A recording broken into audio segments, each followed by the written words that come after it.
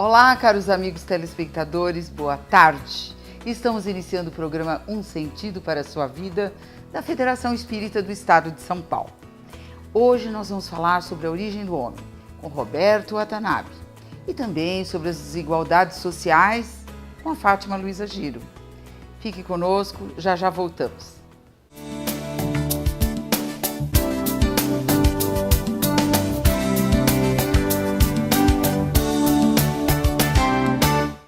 Nossa convidada de hoje para a pintura mediúnica é Tânia Massucati, que você já conhece, aquela que você sempre pede no WhatsApp para que venha pintar mediunicamente. Tânia, boa tarde. Boa tarde.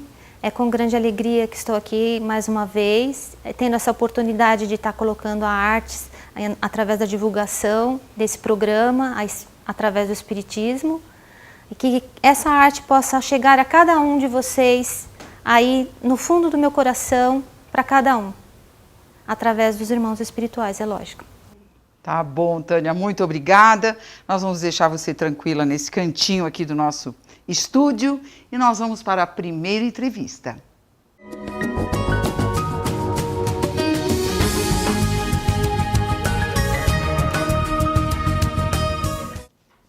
A nossa entrevista de hoje é sobre a origem do homem.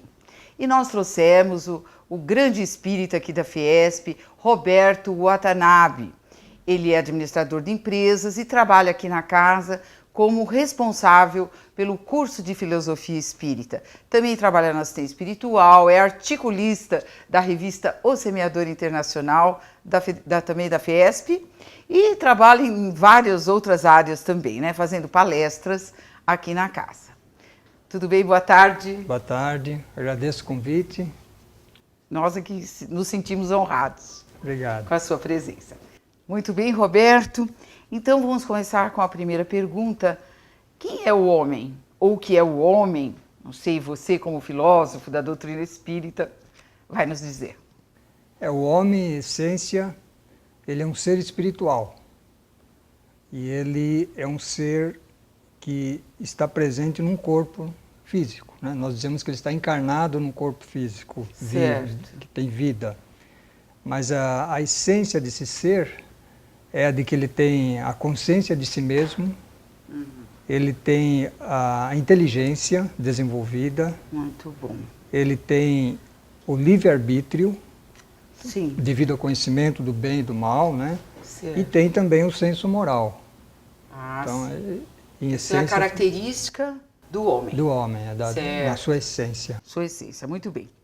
É correta a noção comum de que o homem é composto de alma e corpo? Essa é uma noção que vem já dos gregos, né?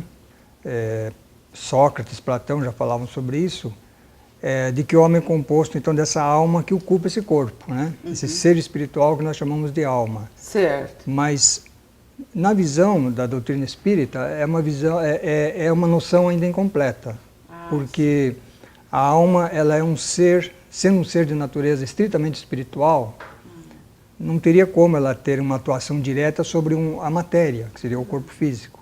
Certo. Então, essa é uma questão que a ciência, a filosofia têm debatido há séculos, né? E com o espiritismo nós temos a noção de um corpo intermediário, certo, que serve, digamos assim, de elo de ligação entre esse ser espiritual, que é a alma, e o corpo, né, físico. Sim, sim. Então, esse corpo intermediário nós chamamos de perispírito. Ele também, de certa forma, é composto por uma matéria, mas uma matéria mais sutil. Nós dizemos uma matéria fluídica. Portanto, possibilita ao espírito, através desse corpo intermediário, atuar sobre o corpo físico. Essa é uma questão assim que soluciona muitas dúvidas, né, que têm surgido ao longo da história. Mesmo, tem razão. Porque, quer dizer, através do perispírito, então, que o corpo consegue se manifestar através a respeito, no caso, das vontades do espírito. Exatamente. Quer dizer, o perispírito, então nós dizemos na doutrina espírita que o homem tem uma composição trina, não dupla, né? Não é só alma e corpo, a alma, perispírito e corpo. E o perispírito é o meio através do qual as sensações que o corpo apreende são transmitidas à alma. ou ao espírito, né? Também podemos falar assim. E da mesma forma, é o perispírito que transmite ao corpo as impressões da alma, né? Como você disse, quer dizer, as ordens, por exemplo, que a alma determina, o corpo para executar, ele recebe essa transmissão através do perispírito. Ah, entendi. Ele explica uma série de fenômenos, né? Entendi. Por isso que alguns médiuns, videntes, né, que conseguem ver as doenças, eles dizem que está gravada no perispírito, porque já vem do espírito para o perispírito. Exatamente. A doença é um processo através do qual o espírito, nós dizemos na doutrina espírita, que a questão da saúde da doença, a origem de tudo, a causa está no espírito, né, na alma. Sei. Então, a alma, por exemplo, se ela entra num estado de desequilíbrio, primeiramente ela afeta esse corpo intermediário que é o perispírito. Certo. E aí, por consequência, há um reflexo no corpo físico. Entendi. E a saúde é o mesmo processo, né? Quer dizer, na medida que essa alma, esse espírito se reequilibra, o seu perispírito, que é esse corpo intermediário, também se reequilibra, e aí vem como consequência a saúde do corpo físico. Ah, tá certo. Muito bem. Após a morte, em que se torna o homem? Após a morte, então, como o homem tem essa composição trina, alma, perispírito e corpo, após a morte nós dizemos que ele se torna espírito. O que é esse espírito? O espírito seria a alma, acompanhada do seu perispírito, ela se desliga do corpo físico. Ah, sim. Então, aí não chama mais alma. Não se chama mais alma. A alma acompanhada do seu perispírito, que a alma sempre está acompanhada do seu perispírito. Não há alma sem perispírito. Sem o perispírito. Né? E o corpo físico, no caso? O corpo físico, então, ele se separa. Quer dizer, então, a alma acompanhada do seu perispírito é o que nós chamamos de espírito na doutrina espírita. Ah, certo. Né? Então, o espírito, por isso que o Kardec diz, numa obra importante, inicial, que chama o que é o Espiritismo, né? Certo. Ele explica assim, que a alma é um ser simples, que é só o princípio inteligente, aquele ser espiritual. O espírito é um ser duplo, porque é a alma acompanhada do seu perispírito, esse corpo intermediário. E o homem é um ser triplo, né? Porque ele é alma, perispírito e corpo. Corpo físico. Por isso que quando ocorre a morte, nós espíritas não falamos morte, né? Nós falamos desencarne. Desencarne. Porque só se separa o corpo físico. Certo. O perispírito continua acompanhando a alma, e a alma, obviamente, continua viva, né? Quer dizer, claro. Por isso que não existe a morte para o Por isso o desencarne, né? Porque o espírito continua e fica fora da carne, no caso. Sem o corpo físico. Isso, quer dizer, a noção de morte é uma noção assim restrita, né, dentro do contexto espírita. Não há morte efetivamente, né? O espírito é vivo, seja encarnado ou não. Né? Ou não. E depois, Roberto, o que acontece? Depois de algum tempo, esse espírito, né, ele desligado do seu corpo físico, ele passa por algum tempo numa outra dimensão, digamos assim, onde ele vai refletir sobre as suas realizações na sua vida que acabou de terminar, né? E ele vai também exercer uma série de outras atividades, né? E depois de um certo tempo ele voltará novamente a um novo corpo de carne através do processo normal, né, do nascimento. E que é o que nós chamamos no Espiritismo de reencarnação. Certo. Através desse processo reencarnatório que ocorre inúmeras vezes, é como esse espírito vai então se aprimorando, né, no sentido intelectual, no sentido moral, adquirindo conhecimento, uma série de elementos que fazem com que ele vá se aperfeiçoando cada vez mais. E aquela ideia, Roberto, do limbo, assim, que algumas religiões dizem que o desencarnado, que nós chamamos o morto ou desencarnado, né? Certo. Ele fica no limbo, esperando. Isso é real para o Espiritismo? De certa forma porque assim como nós dissemos que a questão da saúde e da doença depende essencialmente da alma, vamos falar assim, né, do ser inteligente, os estados de consciência em que ele vai estar, não só enquanto ele está aqui encarnado, mas quando ele está desencarnado, como nós dizemos, vai depender essencialmente da sua mente, né? Em que estado mental ele está. Então, quando nós falamos em limbo, por exemplo, nós estamos falando de espíritos que estão, assim, digamos assim, num estado de uma certa perturbação, né? Por isso eles se sentem, de certa forma, perdidos, né? Então, esse estado de perturbação que nós chamaríamos de limbo, mas o que determina esse estado é o estado, é a consciência, é a mente da pessoa. É porque a gente vê alguns filmes, né, que os espíritos trabalham, como no Nosso Lar, né? Tem atividades, é tão lindo, tão maravilhoso, mas existe também o caso desses espíritos estarem nessa situação. Sim, sim. E aí depois eles reencarnam para melhorar-se. Para melhorar, certo. Certo, entendi, tá bom. Como o Espiritismo explica o surgimento do homem na Terra? O Espiritismo explica da mesma forma que a ciência, né? Através da ciência nós já temos hoje conhecimento de que a formação da Terra, no seu início, ela era o caos dos elementos, né? Ela era uma bola de fogo, uma fornalha ardente. Certo. Devido ao movimento de todos os elementos, né? Qualquer movimento, fricção, causa calor. E assim era a Terra no início. Certo. Uma bola de fogo. Algo como uma bola, podemos dizer. Simplificando. Os metais, por exemplo, estavam em estado de vapor, para você ter uma ideia. Né? Tal era a temperatura.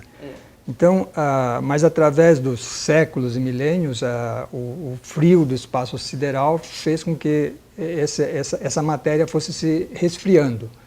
Até que chegou a um ponto em que nós tivemos assim uma temperatura morna, digamos assim, né, na superfície da Terra.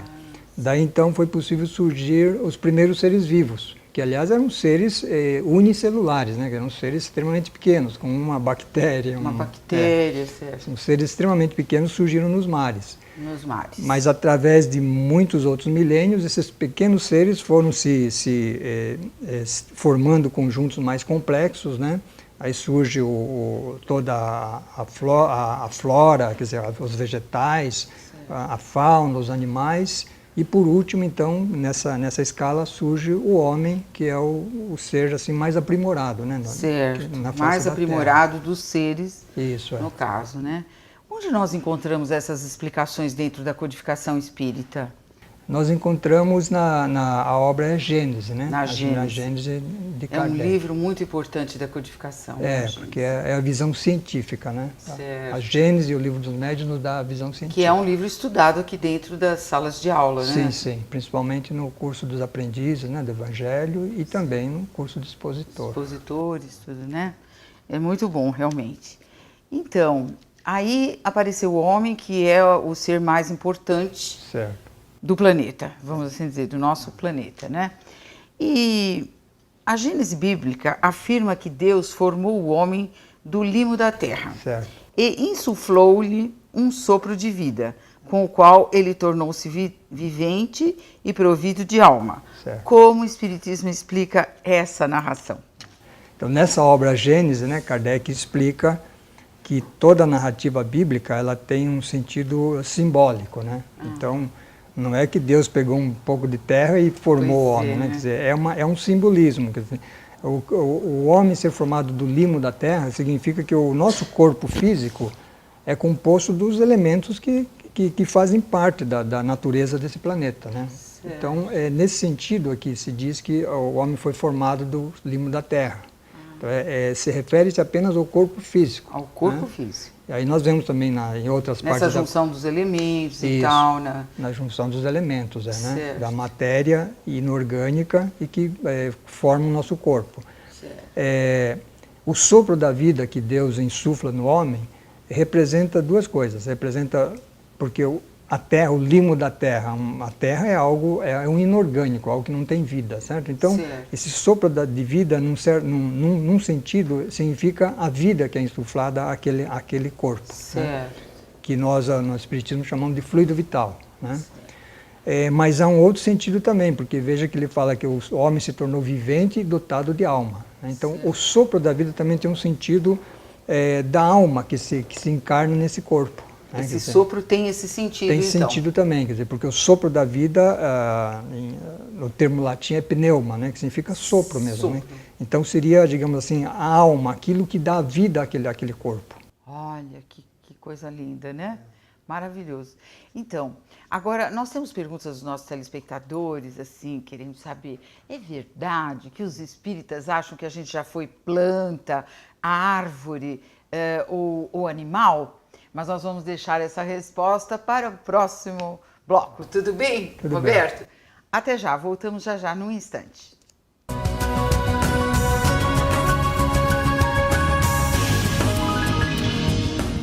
O Livro dos Espíritos foi o primeiro livro codificado por Allan Kardec. Contém toda a doutrina espírita e, de forma clara, explica a origem do sofrimento, desvenda o mistério da vida e da desencarnação, assegura o progresso de todos os espíritos dentro do tempo e do espaço, sob a égide das leis divinas.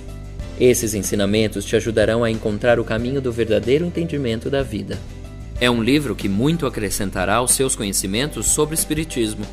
À venda na livraria da Sede Central, Rua Maria Paula, 140, ou pelo telefone 3115-5544, ramal 204.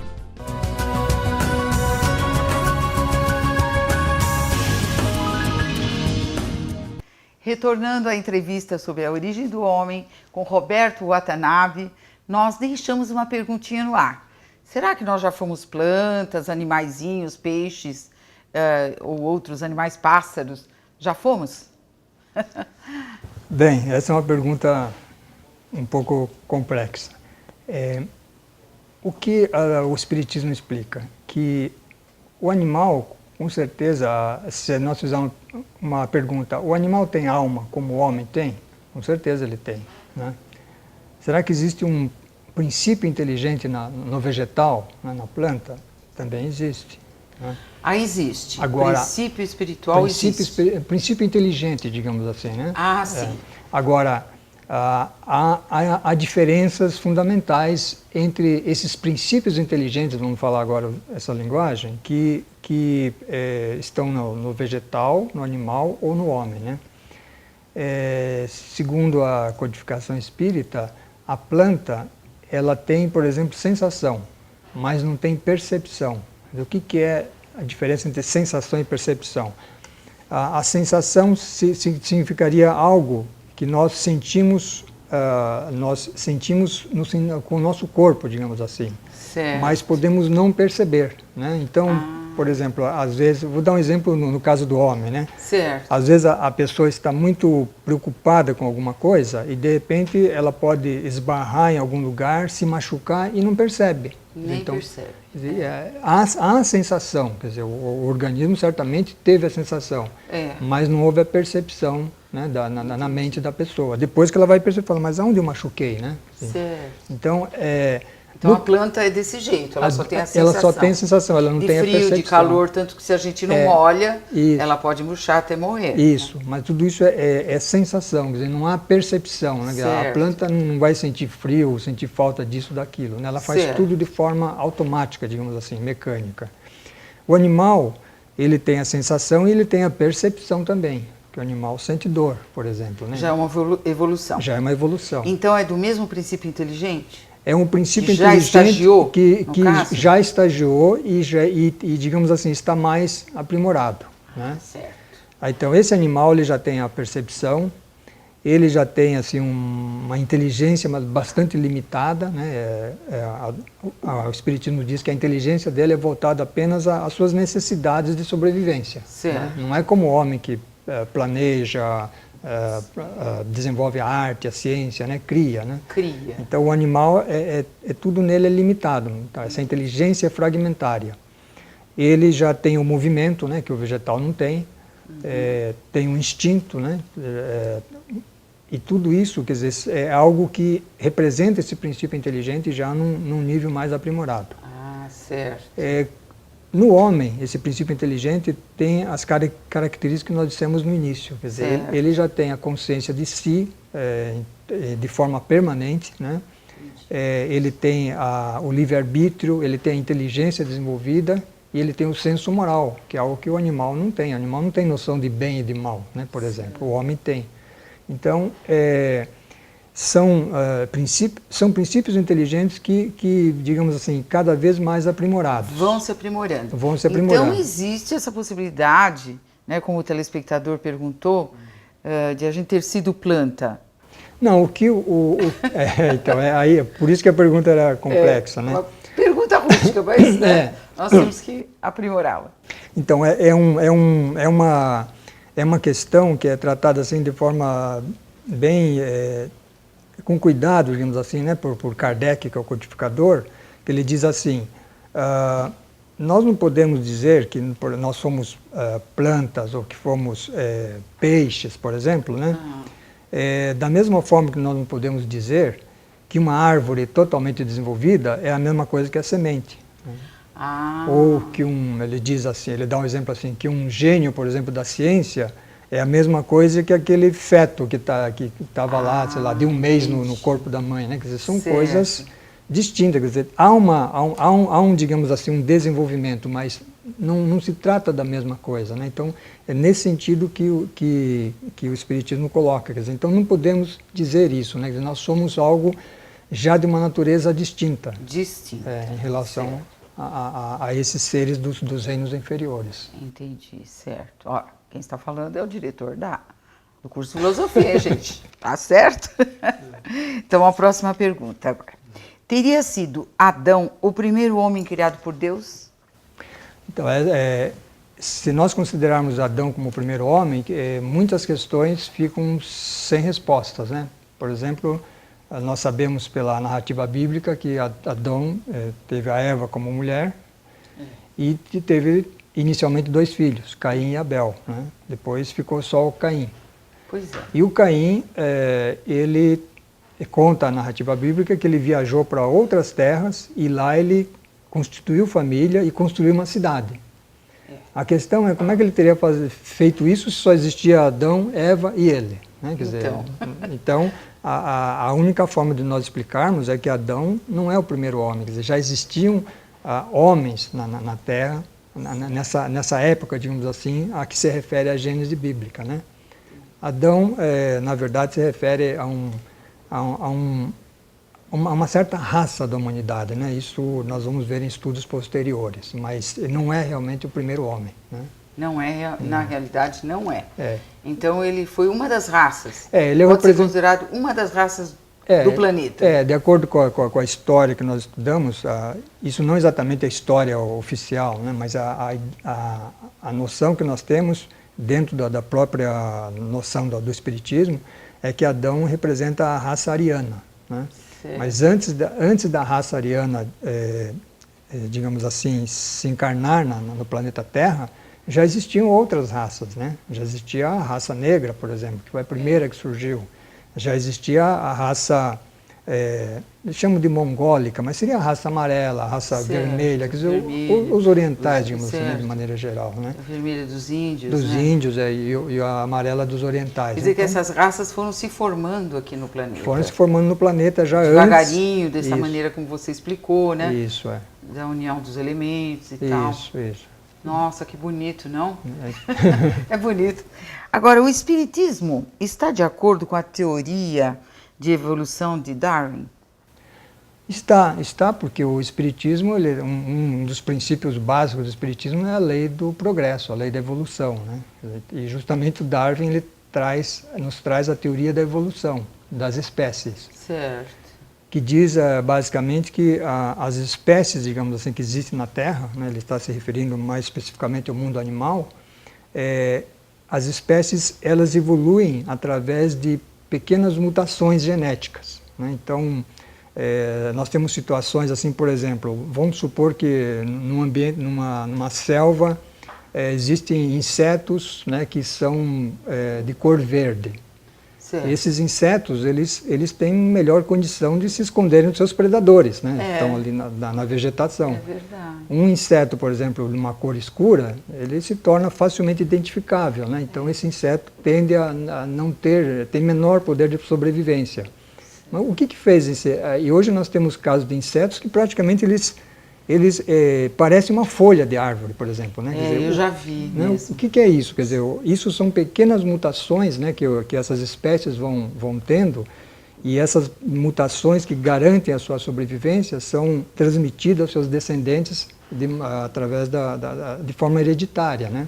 Certo. Então, é isso que Darwin coloca, quer dizer, as espécies mais adaptadas ao meio ambiente tendem a sobreviver, né, e a proliferar. Então, isso está dentro dessa ideia de evolução. Então, o Espiritismo está totalmente de acordo com essa ideia. Né? Tá certo, que o Espiritismo é evolucionista. É evolucionista. Aí, em um outro programa, inclusive, nós comentamos isso, que há muitas religiões que acreditam na reencarnação, Certo. mas acreditam que o homem possa voltar num animal, Certo. coisa que o Espiritismo não acredita nisso, porque tem uma teoria evolucionista. Né? Exatamente. Sempre nós temos que evoluir, É. nunca nós voltamos para trás, não retrocedemos. Isso, né? exatamente. Então isso é importante, estar de acordo com a teoria de evolução de Darwin. Como explicar o elo perdido entre o antropóide e o ser humano? Certo. Então o antropóide, a noção do antropóide seria de um ser primordial, animal ainda, né, do reino animal, que desse ser primordial houve uma bifurcação. De um lado nós tivemos os símios, por exemplo, chimpanzés, orangotangos, gorilas, né? Certo. E outro ramo desse tronco foi resultar no homem. E a questão que surge é, como é que desse antropóide inicial, né, desse ser que é único, como é que nós temos animais que são animais até hoje, né, com inteligência limitada e tudo, Exato. e temos o homem que tem essa capacidade, essa inteligência ilimitada praticamente, né?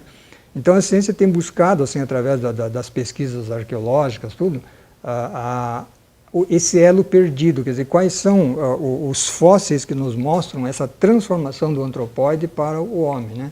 Isso é algo que a ciência ainda está procurando. Mas, de acordo com a ideia da teoria do Darwin, quer dizer, essa evolução do antropóide para o homem, vamos esquecer o lado dos símios, né? Certamente ocorreu dessa forma que o Darwin coloca, que são através de mutações genéticas, muito pequenas, gradativas. Né? Muito devagarinho. Muito devagarinho, quer dizer. É porque o mundo tem bilhões de anos, né? Exatamente, bilhões e bilhões de anos. Então, apesar que o homem em si surgiu há 1,5 milhão de anos, mais ou menos. Né? Isso é importante dizermos. Mas é um tempo bastante grande. Mas né? foi passo a Gradativo. passo, devagarinho, até o surgimento do homem. Isso. Então, há essas mutações que ocorrem no homem, nesse ser, por exemplo, que é antropóide, né, e que ele vai caminhando dessa forma evolutiva em direção ao ser humano racional. Né? Mas o que o Espiritismo explica? Quer dizer, é que esses elos não são elos, essas mutações não são mutações que ocorrem no corpo físico daquele ser. Quer dizer, como nós vimos no início, o homem ele desencarna, e quando ele desencarna, ele passa a sua existência numa outra dimensão. Nessa outra dimensão também há, digamos assim, trabalhos para melhorar a estrutura do seu corpo.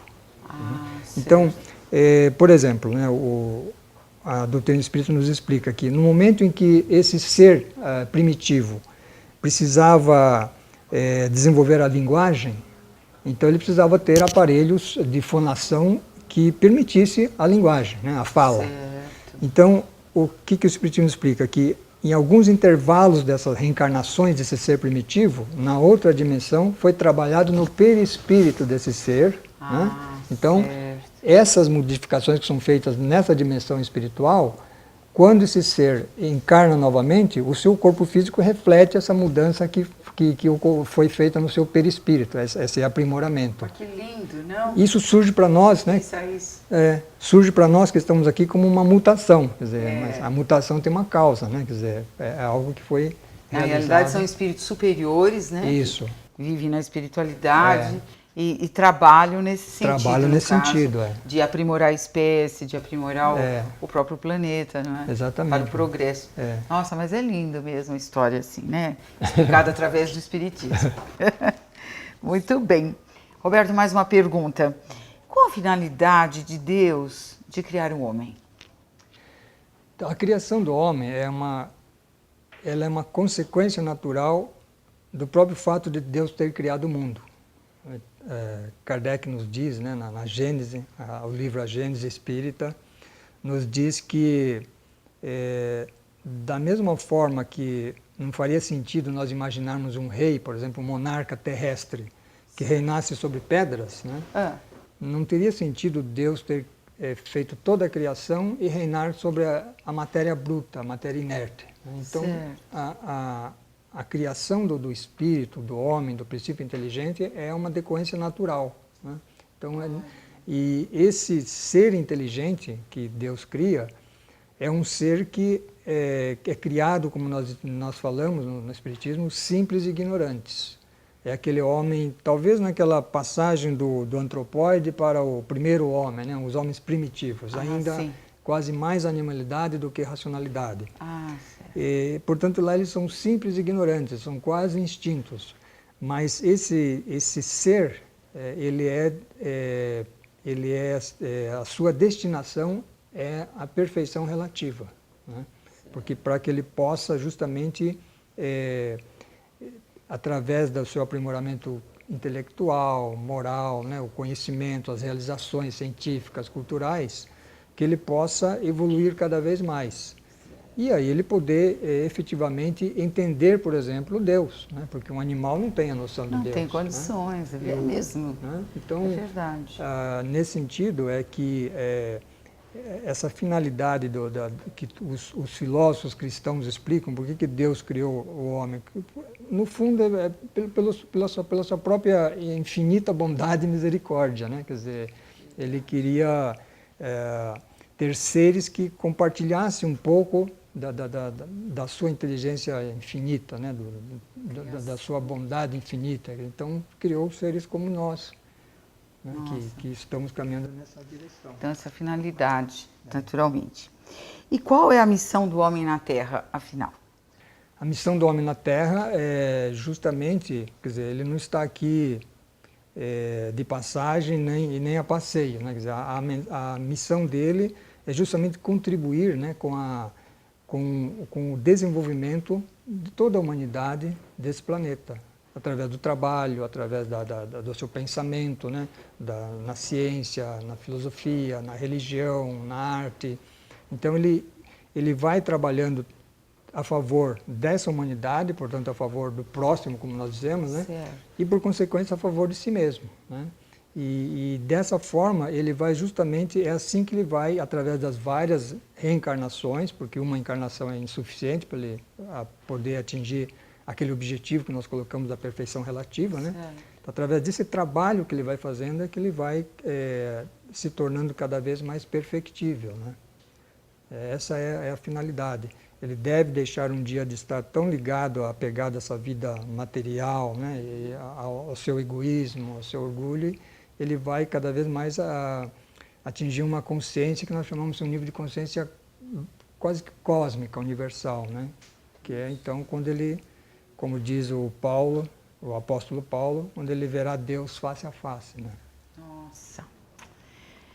Olha, nós temos mais perguntas, Roberto, mas infelizmente o nosso tempo acabou, mas nós já sabemos que nós contamos com você já é da nossa equipe aqui do programa Um Sentido para a Sua Vida. Esperamos você mais vezes, que eu tenho certeza que os nossos telespectadores amaram todas as suas respostas. Eu agradeço. Muito obrigada. Mais essa oportunidade. Obrigada, Obrigado. Viu? Estaremos juntos mais vezes, se Deus quiser. Então assim nós vamos para mais um intervalo, mas voltamos já já com vocês.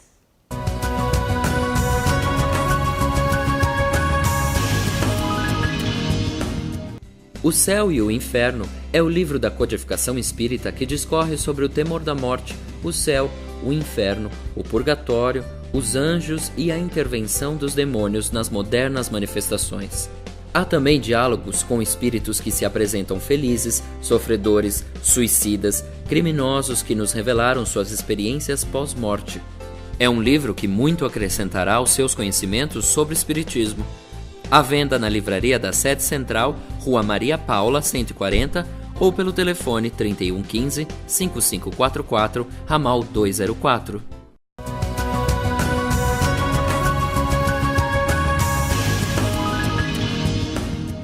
E no quadro que é o Espiritismo, nós vamos falar sobre as desigualdades sociais entre a riqueza e a pobreza, as vantagens e as desvantagens. Para isso, nós trouxemos Fátima Luiza Giro, que você já conhece, é advogada, e nossa querida colaboradora aqui da Fiesp, em quase todas as áreas, né? No ensino, divulgação, assistência espiritual. Boa tarde, Fátima. Boa tarde, Silvia, você está boa? Tudo bem, graças a Deus. É sempre um prazer renovado estar com vocês, Silvia, com você e com os seus telespectadores, que é uma grande bênção nós estarmos aqui falando da doutrina dos Espíritos. Muito bom.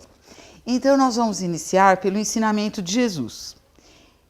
Jesus nos disse que seria mais fácil um camelo passar pelo buraco de uma agulha do que um rico entrar no reino dos céus. Como você explicaria isso para os nossos amigos de casa? Então, Silvia, o Jesus, na época que aqui ele esteve entre nós, ele utilizava sempre das parábolas, das situações corriqueiras, para nos ensinar. Porque ele sabia que esses ensinos corriqueiros nós iríamos guardar e iríamos entender. Desde o mais intelectual até do menos intelectual, iria entender os seus ensinos. Quando ele nos reporta essa parábola, é que, certa feita, existia uma porta lá em Jerusalém que eles deveriam chegar até às 18 horas. Se eles chegassem às 18 horas, a porta grande estaria aberta, todos passariam de forma tranquila. Se fosse após as 18, tinha uma porta pequena que tinha o formato de um buraco do fundo da agulha. Só que para passar nessa porta, as criaturas deveriam descarregar os camelos, porque os camelos carregavam todas as bagagens. Se não tirasse as bagagens dos camelos, o camelo não poderia passar por aquela porta de formato da agulha. Então, só descarregando que o camelo poderia passar. Então, ele utilizou essa parábola. Aí, quando ele utiliza essa situação alegórica, ele queria responder, certa feita, um doutor que chega para ele, né, sabendo que ele tinha tudo de bens, riqueza, patrimônios, inteligência. Ele tinha tudo, mas não estava saciado, não estava feliz. Aí ele vem para Jesus e diz: bom mestre, né, o que eu deverei fazer para conquistar a vida eterna? Jesus sabia, conhecia, lia todos os pensamentos das criaturas, disse para ele: ok, você basta cumprir os 10 mandamentos. Ele disse: eu já cumpro tudo. Ele disse: então tá, já que você cumpre todos os mandamentos, vá, vende os seus bens e distribua aos pobres. Porque ele sentiu que esse moço estava muito apegado aos bens materiais. Ele não tinha entendido ainda que nós recebemos os bens materiais como instrumento, como ferramenta para nosso crescimento espiritual, não é? E, no entanto, ele estava muito apegado. E quem se apega muito aos bens materiais, esquece da parte mais importante, que é a parte espiritual. Porque somos espíritos imortais. Quando nós retornarmos lá ao mundo espiritual, igualmente aqui na Terra, né, quando nós vamos em algum hotel ou em alguma albergue, sei lá, cada um tem a sua forma de se adaptar às viagens, nos passeios. Todo mundo pergunta em que hospedagem você quer, se você quer de 1 estrela, de 5 estrelas. No mundo espiritual não, é diferente. Nós vamos nos hospedar ou nos encaixar de acordo com a nossa bagagem espiritual. Aqui é passageiro, é 1 minuto, nós já estamos desencarnando, já estamos voltando para a pátria verdadeira, que é a pátria espiritual. E aí, o que nós estamos voltando? Com que bagagem nós estamos voltando? Se nós estamos presos apenas à parte material, às riquezas, tudo isso vai ficar, tudo isso é empréstimo. Então, Fátima, em que situação nós teremos mais vantagens de progredir moralmente? Na riqueza ou na pobreza? As duas formas, né, Silvia? Nós sabemos que nós recebemos a prova de acordo com a nossa necessidade. Qual é mais fácil, ser rico ou ser pobre? Depende. Tem pergunta que nós não podemos responder de pronto. A gente pode sim, depende. Porque a riqueza, ela aparenta a muitos olhos que é uma prova fácil, é tão fácil ter dinheiro, comprar, alugar, viajar. Não é bem por aí, né, Silvia? A riqueza é muito importante porque ela promove o progresso. Nós sabemos que nós precisamos progredir espiritualmente, a sociedade precisa progredir, tudo precisa progresso. Existe a lei do progresso, né? É uma lei isso daí, uma lei natural. E então, nós precisamos progredir, só que Deus deposita a riqueza nas mãos de alguém que ele imagina que essa criatura tem habilidade, que consiga administrar, justamente para promover o quê? O progresso, dando emprego às criaturas que necessita, promovendo descoberta na ciência, descoberta em vários setores da sociedade. E a riqueza promove esse progresso, não é? Quando, por outro enfoque, se nós imaginarmos a miséria, ela também nos ensina a crescer espiritualmente, não é? Se nós entendermos que nós estamos naquela aprovação, que nós deveremos nos adaptar com o que temos, se nós nos esforçarmos, nós vamos verificar que nós também iremos sobreviver com aquilo que nós ganhamos. Então, se nós observarmos a própria doutrina através dos nossos queridos amigos espirituais, Emmanuel, André Luiz, o que eles nos esclarecem? Principalmente Chico Xavier, nosso saudoso, né, amigo, ele sempre diz que aquela criatura que menos tem necessidade é a criatura mais rica. Não é? Certo. Então, Paulo de Tarso, nas suas epístolas, ele dizia sempre: aprendi a contentar-me com o que tenho. É ser feliz com o que tem, não ser feliz com o que poderia ter. Então, a riqueza é uma prova. Paulo de Tarso, Paulo que de tinha Tarso. sido rico. O Paulo de Tarso, primeiramente, foi Saulo, tal qual Jesus, que teve o antes e o depois. Paulo, que escreveu as epístolas, foi Saulo, um doutor da lei, né? Falava nas sinagogas, tinha toda a riqueza, tinha uma família maravilhosa e, de repente, descobriu que ele deveria promover os ensinos de Jesus nas regiões que ele fora preparado para esses ensinos, esse trabalho que Jesus o escolheu. Quando ele depara com Jesus na estrada de Damasco, quando ele cai do cavalo literalmente, ele diz: quem és, né? E Jesus disse: sou eu, Jesus. Levanta, né, e vai para tal estalagem, que você é aquele vaso escolhido para pegar a minha doutrina. Então, é aquele espírito bastante evoluído, muito preparado, porque não é qualquer um que prega os ensinamentos de Jesus, não é? Com a então, coragem dele, esse né? Paulo, que perseguia os cristãos, né, de início, porque ele era fanático pela lei mosaica, então, esse que ostentava o poderio da riqueza ou então da situação acadêmica, esse futuramente, quando começa a aplicar, praticar os ensinos de Jesus, ele fala isso: aprendi a contentar-me com o que tenho. E diz: já não sou eu quem vive, é o Cristo que vive em mim. Para nós entendermos que muitas vezes estamos aí meio dormentes ou estamos em situações letárgicas sem despertar para os verdadeiros valores, que são os valores espirituais, pois somos espíritos imortais.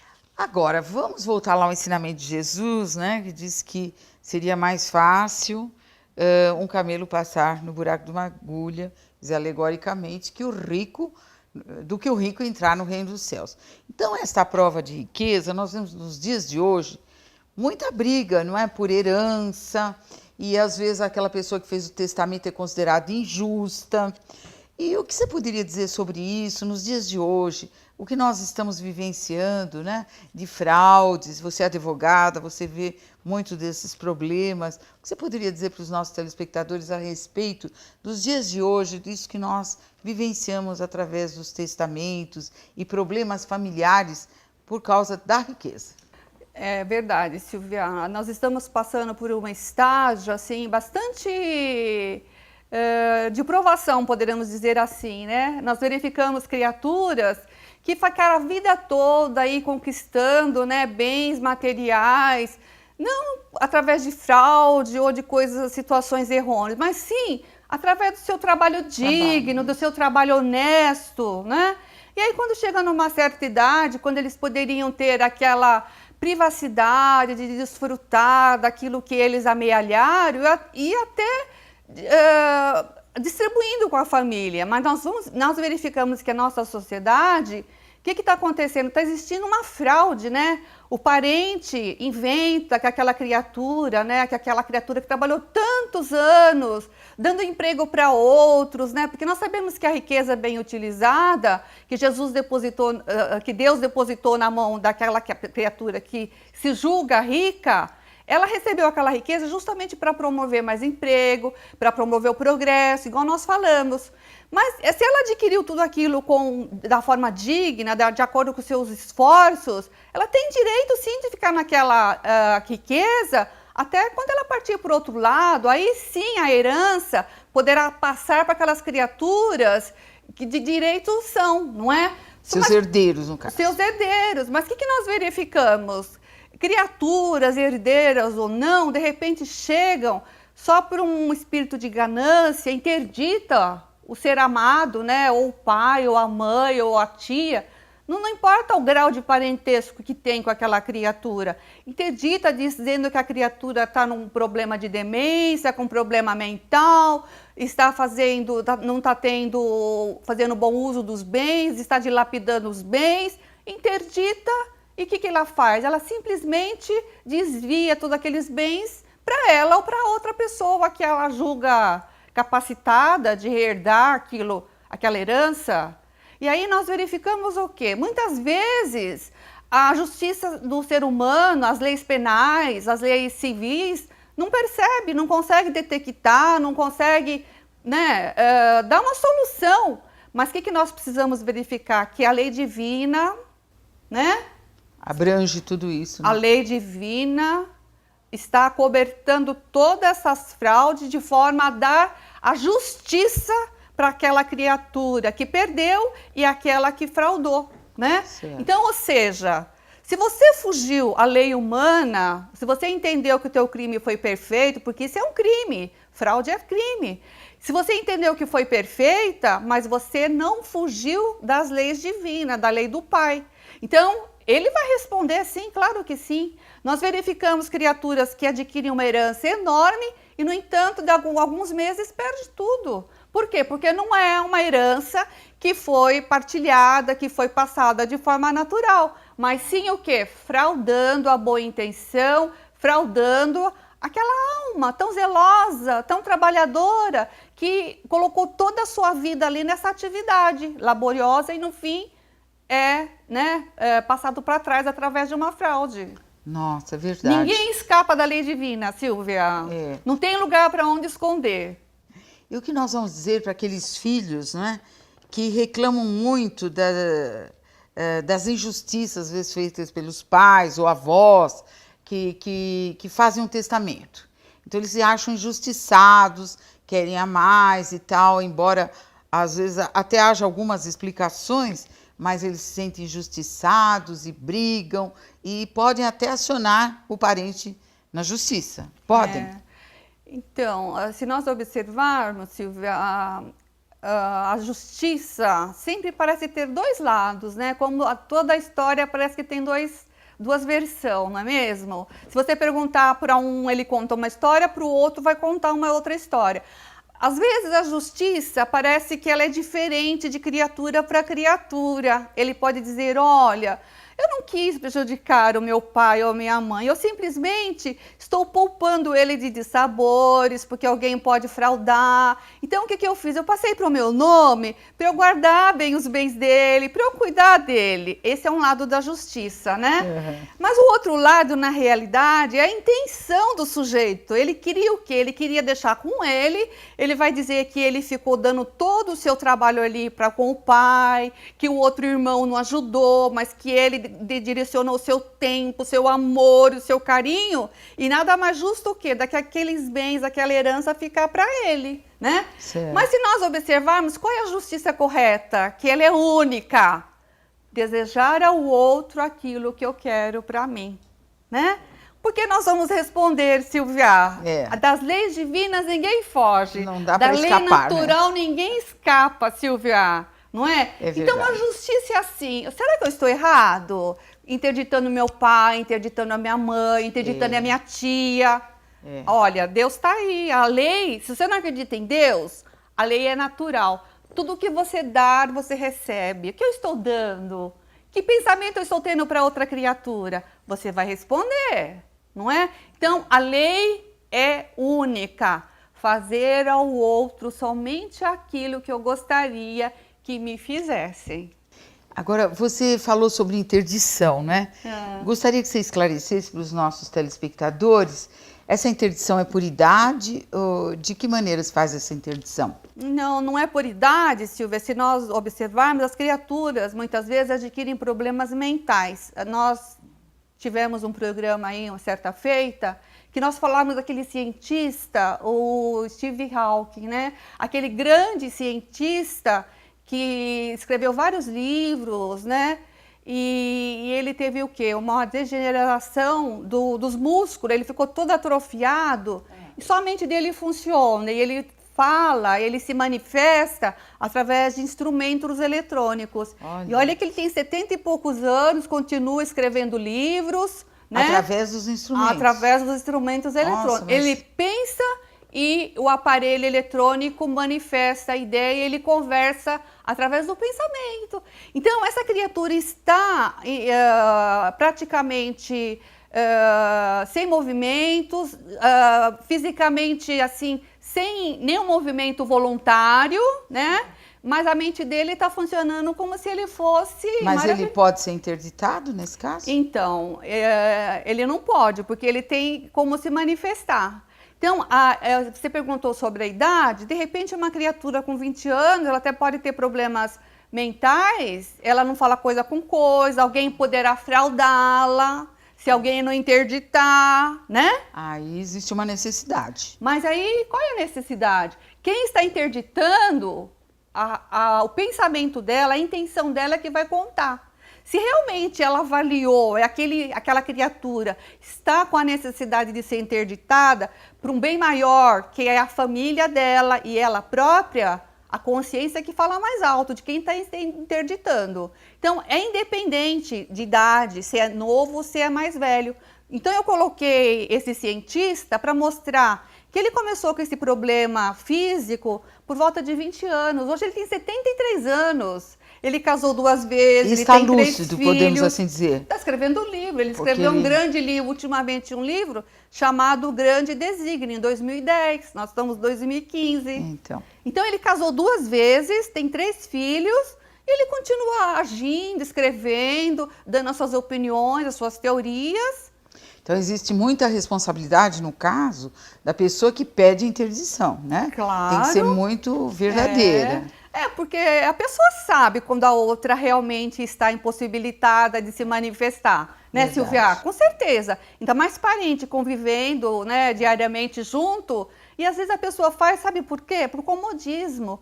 Imagina que eu vou levá-la ao banco toda semana ou todo mês, ou para ela refazer o cadastramento. Quando na realidade aquilo para a pessoa é uma alegria, é um privilégio, porque ela se sente cidadão, sabe? Indo lá no banco refazer, lá renovar o seu cadastro. E os parentes, às vezes por impaciência, ele, né, cerceia a criatura de desfrutar só disso, né? Porque ele não tem praticamente quase nada para desfrutar, até dessa oportunidade dele renovar o seu cadastro. Mas então, nós estamos falando sobre a riqueza, a pobreza, aí no caso, o parente vai responder na medida da intenção dele, né? De querer ficar, no caso, com o cartão dessa pessoa, com os bens do interditado. Olha, Deus, a lei natural, né, de Deus, as leis divinas, ela sempre nos mensura pelas nossas intenções. A nossa própria consciência vai nos cobrar, Silvia. Tem um livro psicografado pelo Chico Xavier, por vários espíritos. Ele conta a história de um espírito, que esse espírito, ele, quando estava aqui, ele mandou uma pessoa fazer um serviço, a pessoa não fez. Só de raiva, o que ele fez? Mandou moer todo o braço da criatura no engenho de cana. Nossa. E aí, ele se chamava Saturnino, essa pessoa industrial, rico, né?